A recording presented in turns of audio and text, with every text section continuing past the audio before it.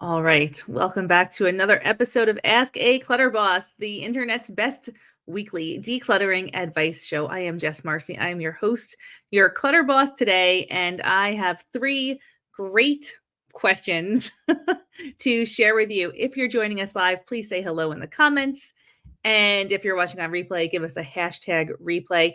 And I forget to mention this all the time. But if you're not subscribed to our YouTube channel, this would be a great time to go and subscribe to our channel.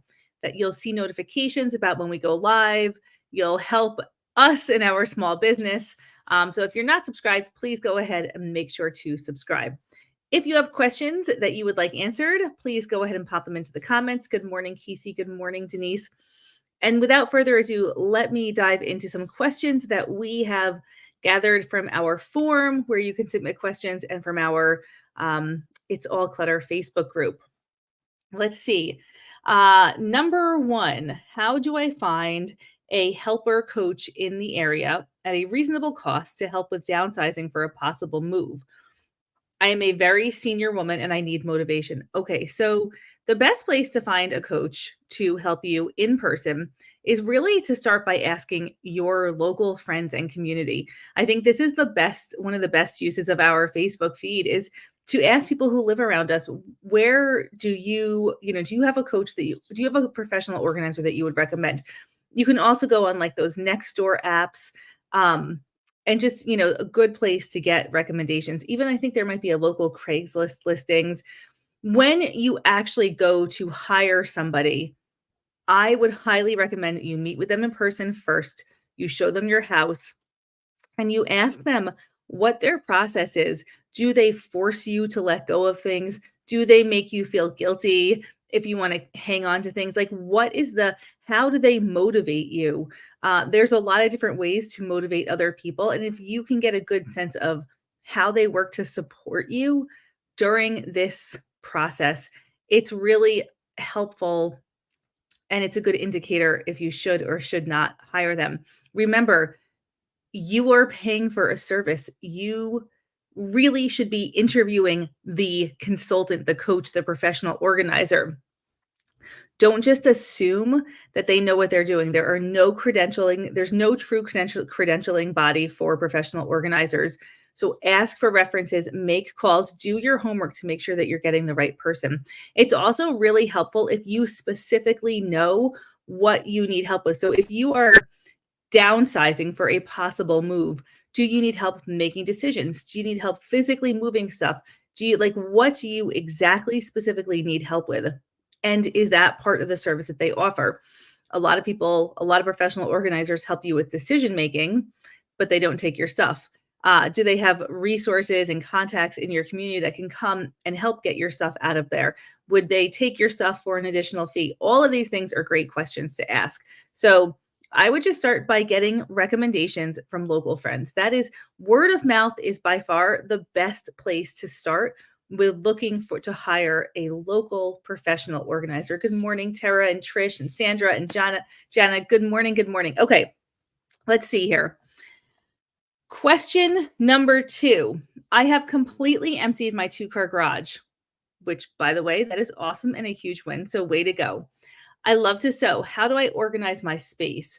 All my different fabrics and findings are in plastic totes. I have about 30. I have quite a few different size plastic drawers that I already have because I don't want to buy anything else. Between the sewing and massive amounts of paper, I have 5 totes of papers. Help. So I guess this question, I need a little bit more information.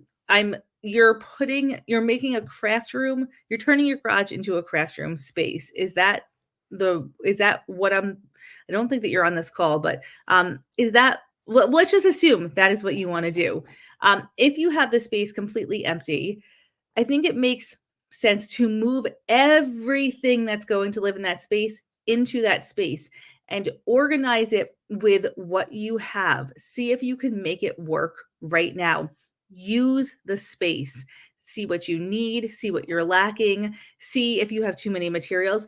The best way to organize a space is to use the space. So instead of just imagining it's going to work this way, set it up with what you have. Maybe you have some plastic tables that you can pop up, some shelves that you can put out there to put your bins on. Sit and use the space. See if it's functional. See how you can make it more functional. You learn so much about a space from actually using it. So a lot of times we try and jump to the very end product, the fully organized, perfect space. But then you go to use it and you realize you would have preferred to have a light here or a table here. Or you have way too much storage or you have way too much stuff. So use the space first and organize and set it up as you're using it. If you're a crafter, if you're a sewer in this case, go sew, do the thing that you love and see what you need to add in or remove to make it a perfect space. Hi, Cappy. Good morning. Good morning, Susan and Yelena. Okay, next question here. I love this question. I am a thrift store owner. So when I declutter at my home, my donation center is my store. Am I actually decluttering or just moving it to a different location? Because sometimes I feel I never get rid of it because I can still see it, although it's on the sales floor and it does eventually leave my possession. This might be like a decluttering loophole. I think actually it's okay. You have a spot to bring your stuff when you're ready to let go of it. And if you're keeping it on the sales floor and not taking it back into your house, then yeah, I would say you are totally donating it or letting it go, thrifting it in this case. So I think that's fine. If you're feeling like you would rather it be out of your eyesight more quickly, then go ahead and donate it someplace else. I think sometimes when we get questions like this, we're overthinking. Either you're letting it go or you're not letting it go. And maybe your process is slightly longer because of your unique situation. But if you're truly letting it go, then that's great. That is 2 thumbs up. Good morning, Jennifer. All right, those are the three questions that we had submitted today. If there's any more questions, you can feel free to pop them into the comments. And in the meantime, I will just let everyone know it is a Clutter Bootcamp week. You may still join Clutter Bootcamp if you have not yet already signed up.